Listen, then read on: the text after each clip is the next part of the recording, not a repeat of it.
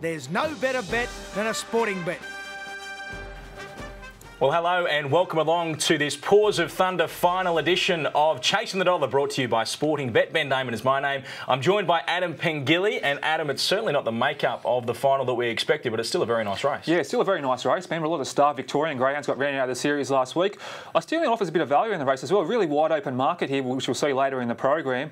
Very interesting race. The box draw on Saturday morning is going to have a huge bearing on my selections, I suppose, as well. But it'll be interesting to see who comes up with box 5 and 7 and eventual winner of the race on Saturday night. Yeah, these scratchings will play a huge part in the Paws of Thunder final, that is for sure. That's coming up shortly, but let's have a look at the first leg of the quaddie. This is race number 5 on the program. Let's have a look at it. It is over the 520 metres, and that's our field. What do you like here? Going number 1, Kobe J here, Ben, hoping to lock in a little bit of value for him as well. He's a greyhound who's absolutely desperate to draw towards the inside, has a really good record from inside boxes. He's finally drawn close to the rails here. I thought his run in the Paws of Thunder wasn't too bad last week. It held up on the top corner when he probably wouldn't have finished too far out of the placings behind Buckle Up Wes. I know he's got no early speed. If he can tack on behind one or two of the faster greyhounds over the first 50 metres here, he should be really strong to the line late. So he's my top pick in the race. I've included number 2, General Destiny, in for second. The old boy who lacks a little bit of zip in the legs, but should be competitive in a race like this. Number 7, Charm Road, looks really well placed after a tough win at Richmond last start. And throwing number 4, You Name Me, for 4th. My numbers are 1, 2, 7 and 4. Let's go to the second leg of the quaddie. This is race number 6, and it is a very nice looking staying race as well. It is the Sportingbet Distance Plate over the 720 metres. Well, you'd think on paper it looks like a race in 2. Smart Valentino, obviously a superstar already. Lucy Wise flew into this final, but Adam, you're going elsewhere. Yeah, it might be a race in 2, Ben, but I'm keen on number 6, Dinah Willow, at some sort of price here. Now, take nothing away from Lucy Wise. She was absolutely fantastic last week. Clearly the greyhound to beat. If she jumps like she did in her heat, they probably can't beat her, but you had to take 230 about her last week in a pretty strong heat. She's almost run a track record last week. I think she's going to get down to maybe even money, possibly even odds on. At that sort of price and from the draw, I don't know if I can back. I'm prepared to bet around her here. If you go back last month, Dinah Willow in the Summer Cup final started favourite over Lucy Wise, ran sub 42 seconds and won that final convincingly. She beat her home in the Sale Cup as well. She's going to get out to silly odds, I think, on Saturday night. So I'm prepared to back Dinah Willow here. If she can just cross Lucy Wise on the inside of her early, get on the back of Banaka, and I reckon she's a huge chance in this race. So number 6, Dinah Willow, my top pick, at some value as well. For the reasons mentioned above, I think Lucy Wise is clearly the danger in the race. Number 5, she was absolutely super last week. If she runs that sort of time, they can't beat her.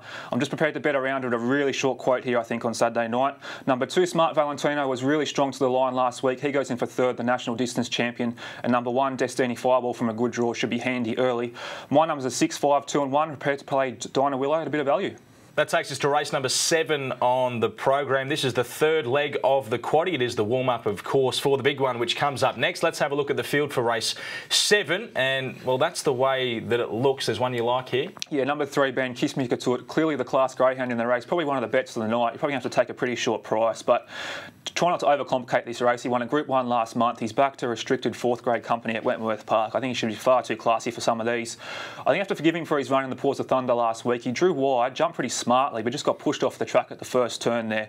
Back towards the inside in box 3. Should be able to lead this race. If he does, he'll be very hard to hold out. So number 3, Kiss Me Couture, the top pick in the race.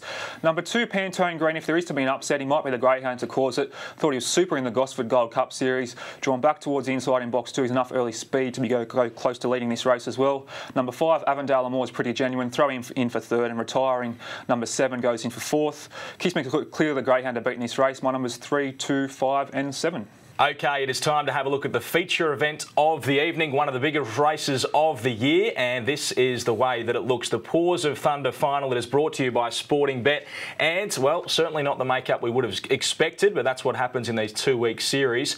And as you can see, we've got Double Twist the favourite at $3.40. Then a very interesting situation with these reserves. Adam, explain to us exactly what's going on there. Yeah, going to have a ballot on Saturday morning, Ben, here. So Punch One Out and Peter Rocket, they're either going to start from box 5 or 7, pending no further scratching. So, to be honest, I think the race completely hinges on what happens from that ballot on Saturday morning. If Punch One Out draws box 7, she's going to have a slow start on her outside. I'll give her a huge chance in the race.